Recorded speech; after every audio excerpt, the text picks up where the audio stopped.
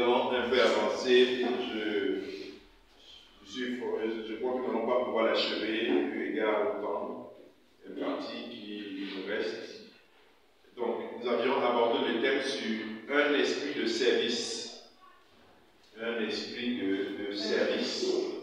Un esprit de service. Donc, c'est ce que nous allons voir encore ce matin et poursuivre même. Donc, nous avions dit ce jour-là que Jésus, le Fils de Dieu, était venu sur la terre, non seulement pour sauver de l'enfer, mais pour nous montrer un exemple, pour servir d'exemple sur comment est-ce que nous devons nous comporter en tant que personne qui aime Dieu et que Dieu aime. Amen. Et nous avions donc eu comme texte de base ce jour-là, Matthieu chapitre 26, 20 s'il vous plaît, 20, et nous avions lu le verset 26 et 28. Matthieu chapitre 20, verset 26 à 28. Je vous prie de vous lever, nous allons honorer la parole de Dieu par cette lecture. Matthieu chapitre 20, verset 26 à 28. Il nous dit ceci. Il n'en sera pas de même au milieu de vous. Quiconque veut être grand parmi vous, qu'il soit votre serviteur. Et quiconque veut être le premier parmi vous, qu'il soit votre esclave. C'est ainsi que le Fils de l'homme est venu, non pour être servi, mais pour servir et donner sa vie comme rançon de plusieurs. Amen. Amen. Nous allons nous asseoir. Nous allons rapidement passer à la première partie parce que nous l'avions déjà vu. Et nous avions dit que le sentiment de grandeur, le désir d'être grand, n'est pas une mauvaise chose en soi. C'est quelque chose de légitime que Dieu a mis dans le cœur de l'homme. Désirer être une grande personnalité, être un grand dans ce monde, être un grand parmi les hommes, est un sentiment, un désir juste. Ce n'est pas mauvais. De vouloir grandir, de vouloir émerger, ce n'est pas une mauvaise chose. Le problème, c'est comment on fait de devenir grand. C'est tout le problème. Dieu est grand et il voudrait que nous aspirions à la grandeur. Il est dit de louange. Et la Bible dit dans son qu'il a fait de nous des dieux. Donc ça signifie que le fait que nous exprimions le désir d'être grand n'est en aucun cas une mauvaise chose. Le problème c'est comment est-ce qu'on devient grand. Le monde a sa manière de devenir grand. Dieu aussi a ses principes. Et ce qu'il nous donne dans ce texte en nous disant, mais quiconque veut être grand parmi vous, qu'il soit votre serviteur. Amen. Et nous avions vu le contexte ce jour-là, où était parti ce discours de Jésus. C'était parti de la maman de deux disciples qui négociaient la place de ses deux fils, désirant que l'un soit placé à gauche, l'autre soit placé à droite, quand Jésus sera dans son règne. Donc la mère voulait que les enfants soient bien positionnés. Et Jésus n'a pas condamné la dame sur le fait qu'elle veut que ses enfants accèdent à cette place. Il a juste donné le principe pour être à cette place. Le principe, c'est que si tu veux être grand, sois serviteur. Amen. Tu as le droit de vouloir être grand, mais si tu veux être grand, sois le serviteur. Il faut un esprit de service, un désir dans le service, se mettre au service des autres pour être cette grande personne. Amen. Nous avions pris beaucoup d'exemples. L'exemple le plus courant que nous avions pris, c'est l'exemple de Samuel Eto'o. C'est un grand. C'est un grand dans le monde, un grand dans le foot. Mais pour devenir grand, il a dû nous servir par ses prestations. Amen. Et pour nous servir par ses prestations, il a dû ne pas dormir. Au moment où les uns et les autres dormaient, il se donnait un peu plus d'efforts. Il travaillait pour finir son talent. En fait, que son talent soit assez polissé, soit assez développé, pour être capable d'offrir un service de qualité. parce qu'il offrait ce service de qualité, il est devenu grand. Amen. Donc le service, soit grand dans ce que tu fais. Comme nous dit Proverbe, celui qui est habile dans son art se tiendra devant les rois. Alléluia. Donc, aidez-le de respect.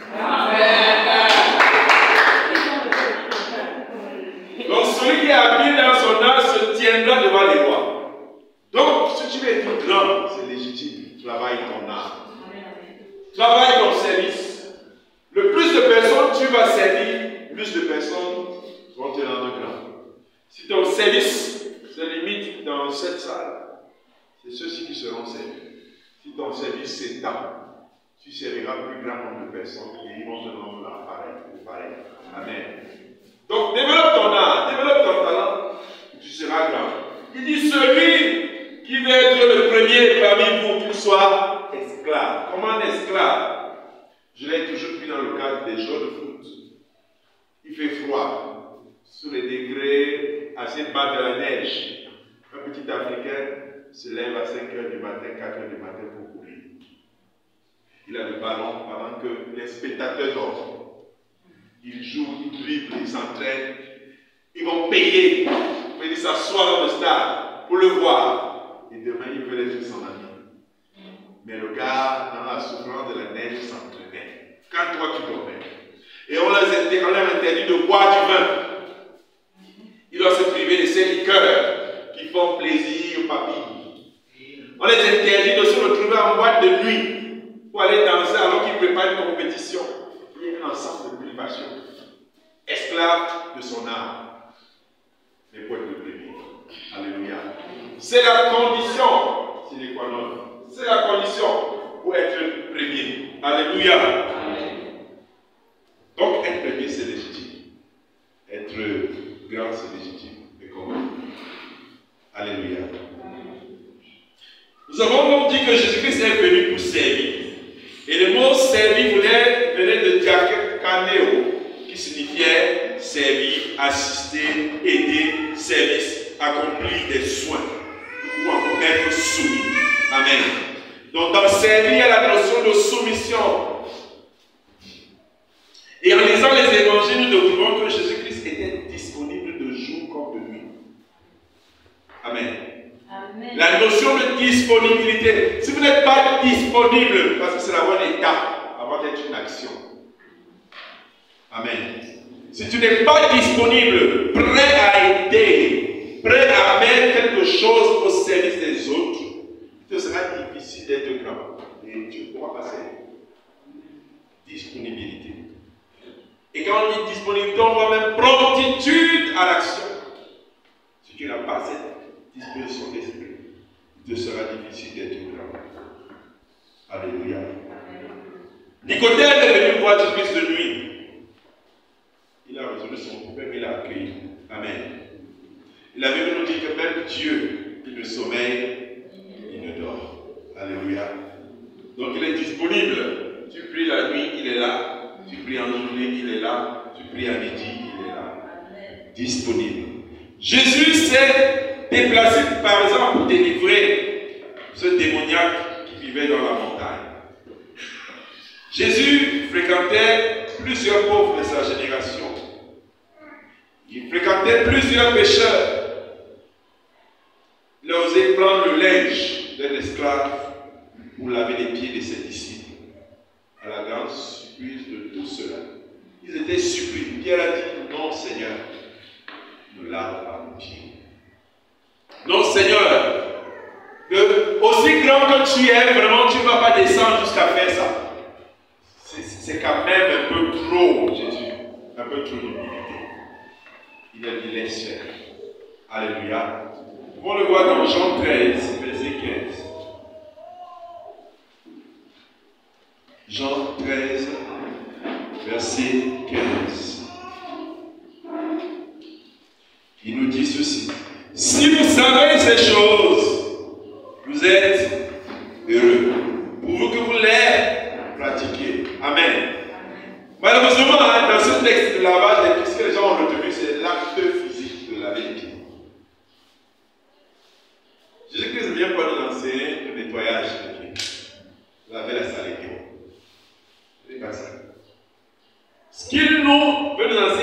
puissant que ce que nous avons vu. Et je ne suis pas contre de ceux qui lavent les pieds. Vous les lavez. Lavez les vous. Mais je dis que le message qui est dedans, ce n'est pas le lavage des pieds.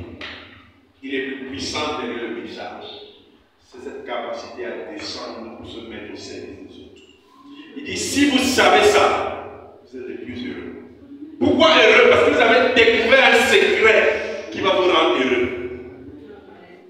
Amen. Parce que vous avez découvert quelque chose qui va vous rendre heureux. Dans cette vie, écoutez, quand on partit au deuil, les témoignages des gens, on ne vous dit jamais que cette personne, vraiment, c'était un gars qui avait beaucoup d'argent.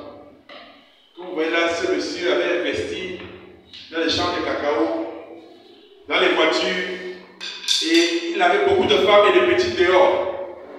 Non. Au deuil, on veut toujours faire ressortir les valeurs. C'était un homme généreux. C'était un homme disponible. C'était un homme qui partageait. Vous voyez un peu, on ne vous dit rien de ce qui est matériel. On vous parle des valeurs. Et vous verrez toujours que ce qui touche les gens, et que bon, c'était un homme, même si tu l'appelles à n'importe quelle heure. Je ne suis pas en train de dire qu'il faut appeler à n'importe quelle heure. Je suis en train de dire qu'il faut être disponible. Amen. Je ne dis pas que l'homme qui est plus grand, celui qui se donne jusqu'à ce qu'il tombe malade, parce qu'il est en train d'aider les gens. Ce n'est pas ça que je dis. Je parle de disponibilité. Je parle de disposition de cœur. Je parle de service, l'amour du service. Alléluia. Jésus-Christ, lui, l'a été. Et au verset 15, comme je disais, je n'ai pas lu. Car je vous ai donné l'exemple, afin que vous fassiez comme je vous ai fait. Qu'est-ce que Jésus a fait? Ce n'était pas laver les pieds seulement. C'était plusieurs autres choses. Il montrait l'exemple de service.